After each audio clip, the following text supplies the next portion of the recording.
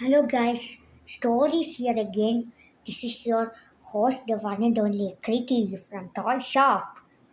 This is Winnie the Pooh and Tigger Tooth by Walt Disney. So yeah, and this is gonna be a funny story by the looks of it. There's a funny name too, and I'm gonna read it for you guys. Okay, so let's start. Winnie the Pooh and Tigger Tooth. One morning, Winnie the Pooh was on his way to visit his friend Piglet. Although Pooh's head was stuffed with fluff, he was a cheerful fellow. As he walked along through the woods, he was humming a song to himself. Yes, Pooh. Pooh did not look where he was going. All of a sudden, someone bounced into him. Pooh found himself flat on the ground. Tigger was sitting on his tummy. Hello, Pooh, said Tigger. It's a fine day for bouncing. Tigger helped Pooh get up. Thank you, Tigger, said Pooh.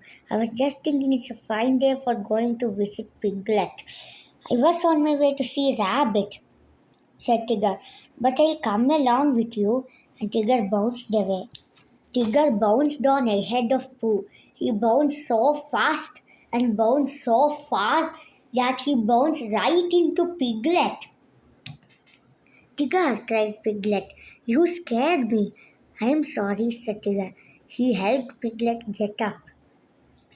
Now I'm off to see Rabbit, said Tigger. Why don't you and Pooh come with me? Away he bounced again. Tigger bounced into Rabbit's garden. Rabbit was busy counting his carrots. Suddenly, Tigger bounced on top of him. Hello there, Rabbit, said Tigger. Tigger, you're a pest, cried Rabbit. Oh my.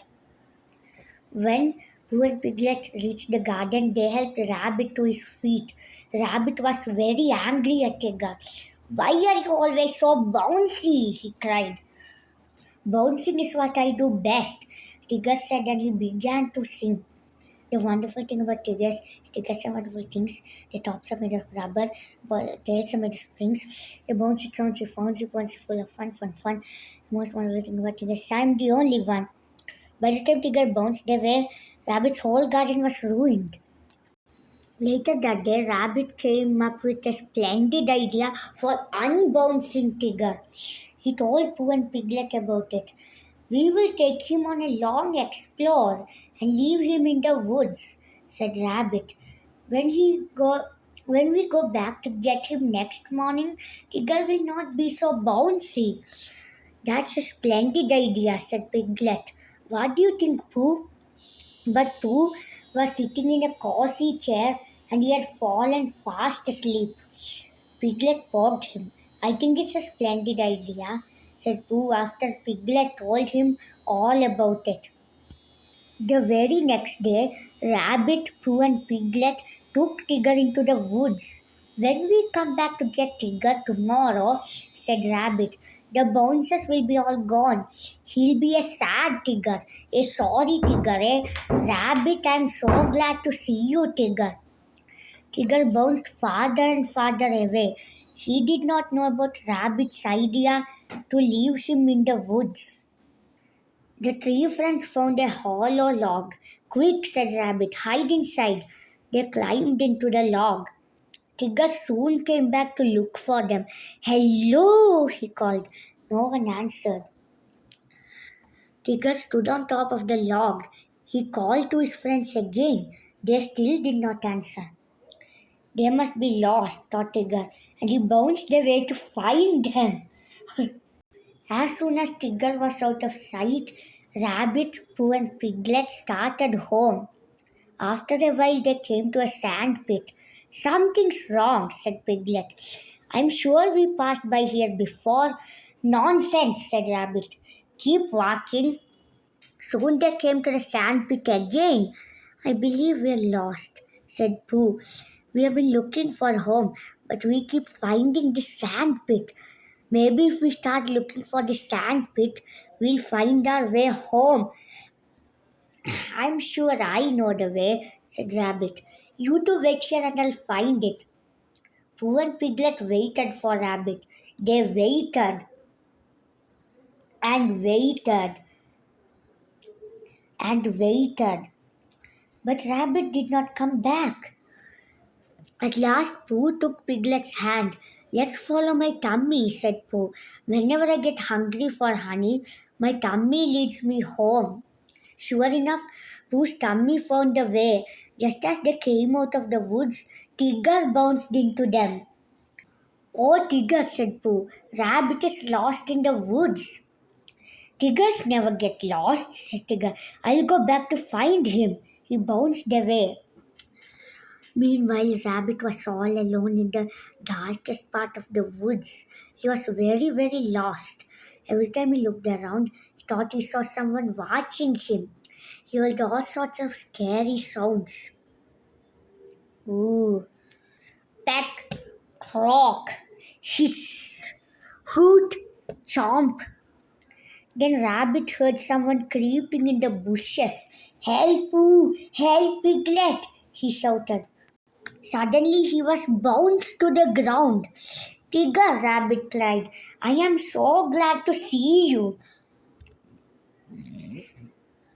Tigger led Rabbit out of the woods. Poor Rabbit, his splendid idea for unbouncing Tigger had not worked out very well. Bright and early the very next morning, Tigger went to Kanga's house. Kanga was busily sweeping the yard. May I take you for a walk with me? Asked Tigger. Of course, dear, said Kanga. As Tigger bounced along, Roo rode on his back. Can tigers climb trees? Asked Roo. That's what tigers do best, said Tigger. I will show you. Tigger found a tall tree and he bounced from branch to branch. He bounced up. Ooh, Tigger, squealed Roo. He bounced higher. Ooh, Tigger, Roo squealed again. He kept bouncing higher and higher. Soon they were near the top of the tree. When Tigger looked down, he was very scared. How did this tree get so high? He cried. Isn't it fun?